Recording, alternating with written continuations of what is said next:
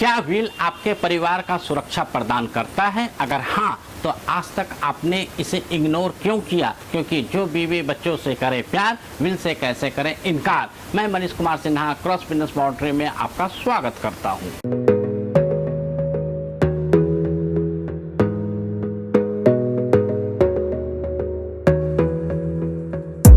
अभी हाल में ही एक न्यूज़ आया जहां पर हमने सुना संजय कपूर जो सोना स्टीयरिंग और सोना कॉम स्टार के चेयरमैन थे, उनका पोलो खेलते वक्त में डेथ हो गया। अब जब संजय कपूर नहीं है तो इनके परिवार के सामने दो दुविधाएं हैं। पहला, इस पूरे बिजनेस एम्पायर को कौन चलाएगा और इनके जो पर्सनल वेल्थ है इसका हकदार कौन होगा। तो बिजनेस एम्पायर को कौन चलाएगा, ये बिजनेस सक्सेशन प्लान कहलाता है, जिस पर हम नेक्स्ट वीडियो में बात करेंगे। और आज हम कर रहे हैं फैमिली सक्सेशन प्लान की जो संजय कपूर का पर्सनल वेल्थ है वो किसको डिस्ट्रीब्यूट होगा, क्योंकि संजय कपूर का जो पर्सनल लाइफ है बहुत ही इंटरेस्टिंग है। संजय कपूर ने टोटल 3 शादियाँ की है और उनके 3 बच्चे हैं। तो ये प्रॉपर्टी क्या तीनों वाइफ के पास जाएगी या तीनों बच्चे के पास जाएगी या 3 + 3 और भी किसी और के पास जाने की संभावना है। मेल का पर्सनल प्रॉपर्टी उसके फैमिली या उसके बिलव के पास जाने के सिर्फ 2 तरीके हैं। क्या उस व्यक्ति ने विल बनाया है? अगर नहीं तो हिंदू सक्सेशन एक्ट के अनुसार उसकी प्रॉपर्टी डिस्ट्रीब्यूट होती है। तो सबसे पहले हम जानेंगे कि अगर संजय कपूर ने विल नहीं बनाई है तो ये प्रॉपर्टी कब और किसको कितना डिस्ट्रीब्यूट होगा। हिंदू सक्सेशन एक्ट शेड्यूल में कहता है कि अगर कोई मेल है और वो अपना विल या वसीयत नहीं बनाता है तो उसकी सारी प्रॉपर्टी क्लास 1 रिलेटिव को ट्रांसफ़र किया जाएगा। क्लास 1 रिलेटिव कौन होता है? उसकी मदर, उसकी वाइफ और उसके बच्चे। मदर बायोलॉजिकल हो या स्टेप, इस पर क्वेश्चन उठ सकता है। तो एक्ट में कहा है मदर बायोलॉजिकल ही माना जाता है। अगर वो स्टेप मदर है तो वो कौन नहीं होगा? वाइफ।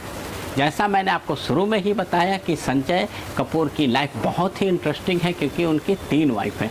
क्या अब वाइफ तीनों इंक्लूड होगी या एक वाइफ इंक्लूड होगी? तो एक्ट कहता है कि जो करंट में वाइफ है, अगर पहली 2 वाइफ या पहली की वाइफ डेथ हो चुकी है या डिवोर्स हो चुका है तो उसका एज ए वाइफ एग्जिस्टेंस ख़त्म हो चुका है। तो आज के डेट पर उनकी जो 3rd करंट वाइफ है प्रिया सचदेव, वही इस प्रॉपर्टी की मालिकाना हक होगी।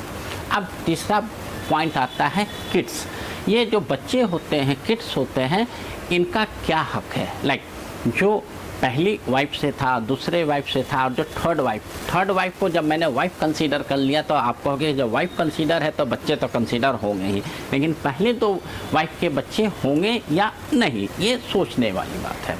तो एक्ट कहता है कि वाइफ तो नहीं कंसीडर होगा लेकिन बच्चे, क्योंकि वो आपके बायोलॉजिकल किड हैं और आपसे ही पैदा हुए हैं, चाहे वो फर्स्ट वाइफ से हो या सेकेंड वाइफ से हो या उस बच्चे की माँ गुजर चुकी हो, लेकिन आप उस बच्चे की माँ को रिकॉग्नाइज नहीं करोगे। लेकिन प्रॉपर्टी में, वेल्थ में डिस्ट्रीब्यूट करने के लिए आपका जो बायोलॉजिकल सन है, चाहे वो फर्स्ट वाइफ से हो, सेकेंड वाइफ से हो या थर्ड वाइफ से हो, तो वो प्रॉपर्टी वहाँ पर डिस्ट्रीब्यूट होगी।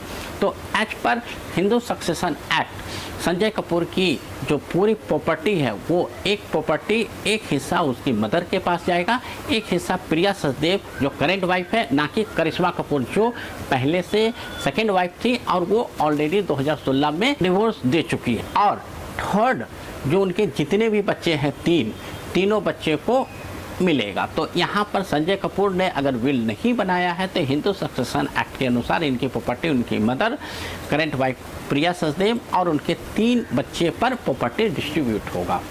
अगर उन्होंने विल बनाया है और उस विल में अपने पुराने सारे बच्चे को, मतलब जो करिश्मा कपूर के बच्चे हैं उसको एक्सक्लूड कर दिया है और सारी प्रॉपर्टी अपनी मदर या अपने करंट वाइफ और उसके बच्चे को ट्रांसफ़र किया है या अपने सिबलिंग को ट्रांसफ़र किया है और ये विल वैलिड है, तो कोई भी हिंदू सक्सेशन एक्ट को चैलेंज नहीं कर सकता और वो सारी प्रॉपर्टी विल के अनुसार ही डिस्ट्रीब्यूट होगी।